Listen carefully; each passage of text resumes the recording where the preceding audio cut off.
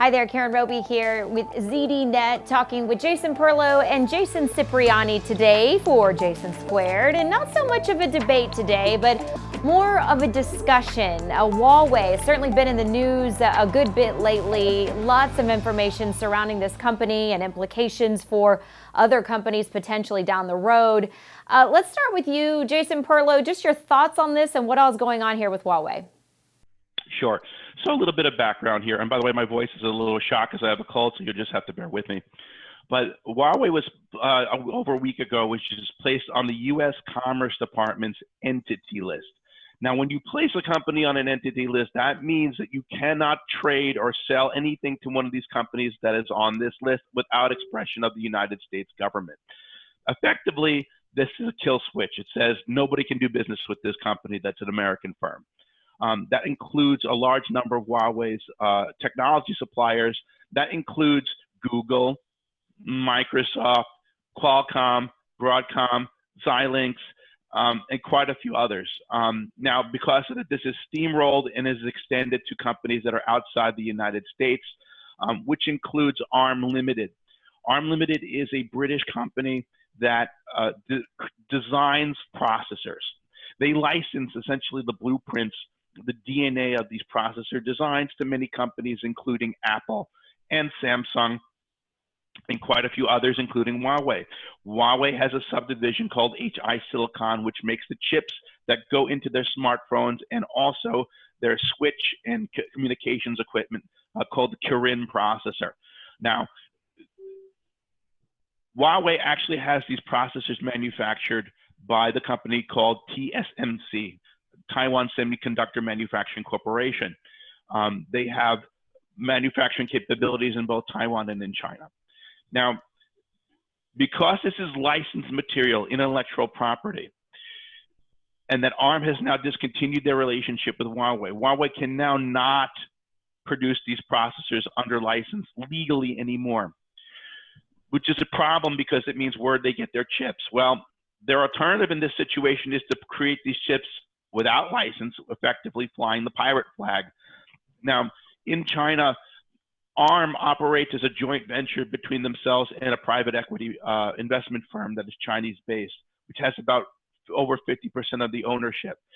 If things deteriorate between the United States and China, this joint venture could dissolve and essentially tell the British parent ARM to pound sand, and then suddenly China goes off on its way and produces its own ARM chips, you know, essentially a fork. That would be very bad for international commerce because it would mean those chips would probably be blacklisted from imported in every single Western country in the world. So it's not a good look for Huawei. I don't really know what other recourses they have. They can't really buy from other chip suppliers that have treaty negotiations with the United States. It's a tough rut for them to be in. All right, Jason, and to Jason Cipriani, we'll flip to you here. If it's not really a trade issue we're talking about and more of security, then who's next? Yeah, if that's what it comes down to, and, the whole pitch here is from the U.S. government is that the Chinese government has strong influence within Huawei, and they either at the flip of a switch or a request or already done can insert backdoors into communication networks, computers, or smartphones. What's to stop U.S. government from adding OnePlus or Lenovo or any other of these Chinese-based big technology companies to the same list? And, to echo off of what Jason was saying, dealing with the ARM licensing process is only one aspect here that they have to figure out, or they being Huawei.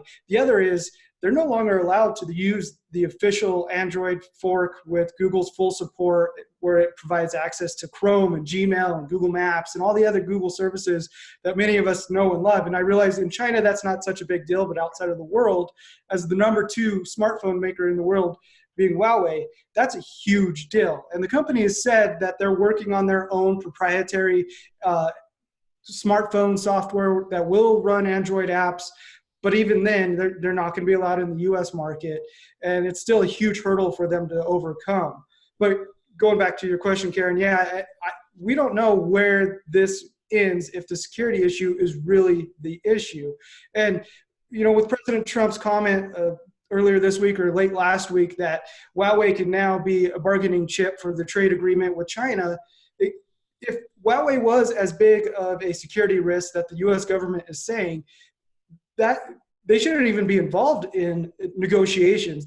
They should not be a bargaining chip at all. That comment, along with the threat level assessment saying, we cannot do any business with them at all, just don't jive together. And realistically, we've heard for 10 years now that Huawei is a threat. Huawei's a threat. Don't do business with them. Be cautious. But we've never seen a shred of evidence as an American citizen. I've never seen it. I don't think Jason has. And I realize this is sensitive information. There's likely top secret clearances. But I'd love to see the U.S. government give us, and the rest of the world for that matter, a little bit of evidence to prove that, hey, Huawei really is a threat. We should take it more seriously. And these bans are justified because they're really, it could shut down Huawei if things go that far. As the company we know it now, I mean, they got the ARM stuff they have to get around and the Android operating system. Those are two huge hurdles they have to overcome. Yeah, and I don't know that we'll ever get that security information or even bits of it, as you were saying there, Jason. When it comes to, we touched on this for just a little bit about, some of these like regional carriers, in rural America, places like that are dependent on that. What does this all mean for them? Jason Perlow, we'll have you answer that. Well, yeah, this is really the real issue here, right? So all the suppliers of technology, first of all, are going to lose tremendous amounts of income by not being able to do business with Huawei. Google, one of them, is expected anywhere between a $200 and $350 million a year loss for not being able to license that stuff. But Qualcomm and some of the others are going to lose a lot of money. But the real people who are going to get hurt in this situation are going to be regional, mostly rural cell phone carriers, right?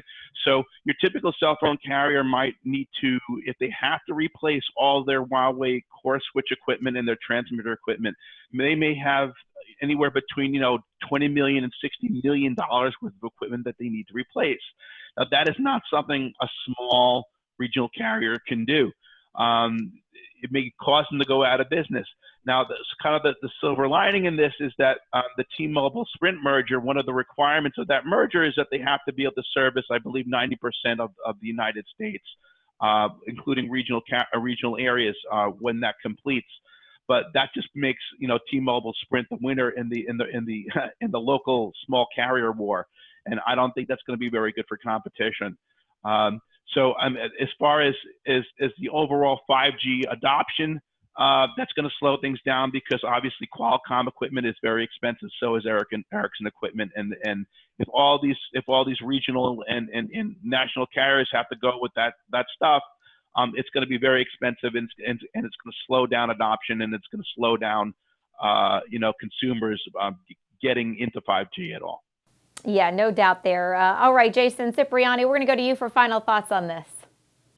I think, after we get this Huawei stuff figured out, they have a 90-day window until the middle of August where Google can still allow them and work with them to supply security updates. But if something isn't worked out and they are indeed the security risk that the U.S. government says they are, looking forward, we have to kind of look to see who the big winners here are, right? And I don't know necessarily that they're winning, but they're going to benefit the most from Huawei's predicament. And obviously the biggest name there is Samsung. They're the biggest smartphone vendor in the world. They're Android based. They're in Korea. They don't have to worry about the political environment impacting exactly what's going on with them. And then you have the smaller manufacturers as well, like OnePlus. They're just making their big push into the US. They're now available in T-Mobile with the OnePlus 7 Pro.